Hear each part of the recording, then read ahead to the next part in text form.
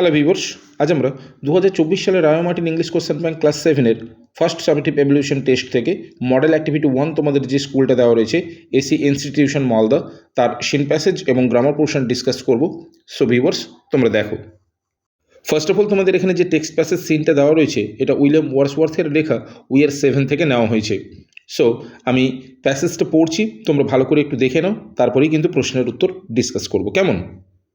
দেখো, she had a rustic woodland air, অর্থাৎ তার ছিল গ্রাম্য এবং বন্য আচরণ। এখানে এয়ার মিন্স চালচলন বা আচরণ, নাউন ফর্ম অনুযায়ী।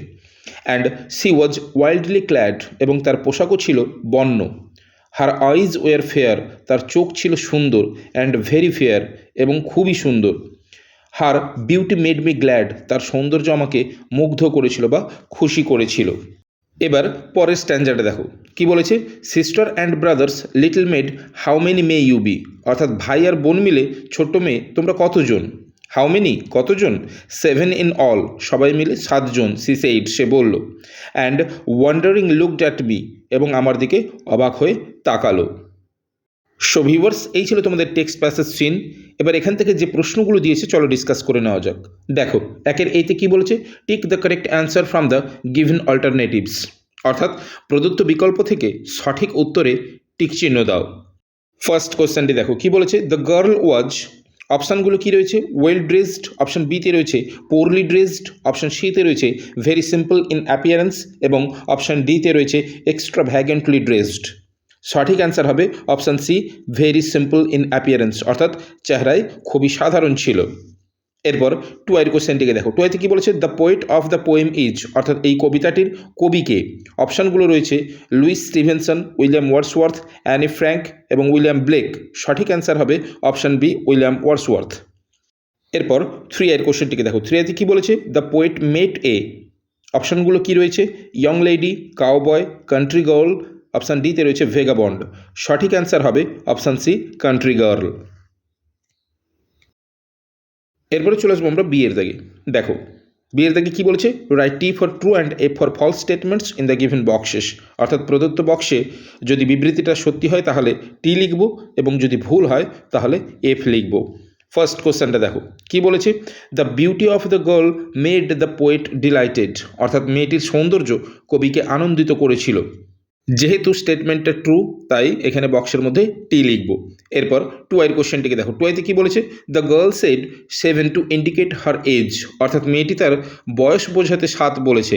না, মেয়েটি তার ভাই বোন মিলিয়ে 7 বলেছিল, তাই স্টেটমেন্টটা ফলস। বক্সের মধ্যে এফ লিখব। ওকে, সাপোর্টিং স্টেটমেন্ট চাইনি তাই লেখার কোনো প্রয়োজন নেই। এরপর আমরা চলে আসবো 2 দাগের গ্রামার অ্যান্ড ভোকাবুলারি সেকশনে। দেখো 2 এতে কি বলেছে, ডু অ্যাজ ডিরেক্টেড। ফার্স্ট কোশ্চেনটা দেখো, দে আর পোর ড্যাশ অনেস্ট। ডিরেকশন কি বলেছে, fill in the blank with conjunction, অর্থাৎ কনজাংশন দিয়ে শূন্যস্থানটিকে পূরণ করতে বলেছে। তাহলে কি লিখবো, দে আর পোর বাট অনেস্ট। এরপর 2 কোশ্চেনটিকে দেখো, 2 কি বলেছে, each of the boys dash, দুটো অপশন রয়েছে ওয়াজ এবং ওয়ার, গিভেন এ প্রাইজ। যেহেতু ইচ রয়েছে অর্থাৎ ইন্ডিভিজুয়ালি প্রত্যেকে, তাই এখানে সঠিক ফর্মটা হবে ওয়াজ। এরপরে 3 দেখো কি বলেছে, Suniti is the dash, adjective form দেওয়া রয়েছে intelligent girl in her class. যেহেতু সমগ্র ক্লাসের মধ্যে সুনীতি হচ্ছে ইন্টেলিজেন্ট, তাই এখানে সকলের মধ্যে তার উৎকর্ষতা বোঝাবার জন্য সুপারলেটিভ ফর্ম ইউজ করব। তাহলে ইন্টেলিজেন্টের সুপারলেটিভ ফর্ম হচ্ছে মোস্ট ইন্টেলিজেন্ট।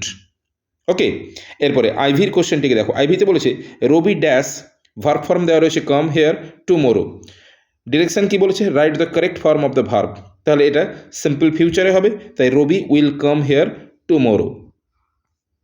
এরপর ভি এর দাগের কোশ্চেনটিকে দেখো, ভি এর দাগে কি বলেছে, দ্য ড্যাশ, ব্র্যাকেটের মধ্যে দেওয়া রয়েছে correct answers will not be rewarded. Direction কি বলেছে, add prefix to fill the gap. তাহলে কারেক্টের প্রিফিক্স অ্যাড করলে কি হবে, কারেক্ট থেকে ইনকারেক্ট। এরপরে চলে আসবো আমরা বিয়ের দাগে। দেখো বিয়ের দাগে কি বলছে, write the antonyms of the following words, অর্থাৎ নিম্নলিখিত শব্দগুলির বিপরীতার্থক শব্দ লেখো। দেখো প্রথমে আয়ের দাগে রয়েছে বিউটি, বিউটির অ্যান্টোনিমস হবে আগলিনেস। কেন, কারণ বিউটিটা যেহেতু নাউন তাই আগলিটারও নাউন ফর্ম লিখতে হবে আগলিনেস। এরপরে 2 বলেছে গ্ল্যাড, গ্ল্যাড থেকে লিখবো আমরা শ্যাড। ওকে, সো ভিউয়ার্স, এই ছিল তোমাদের মডেল অ্যাক্টিভিটি 1-এর সিন প্যাসেজ এবং গ্রামার পোর্শনের ভিডিও।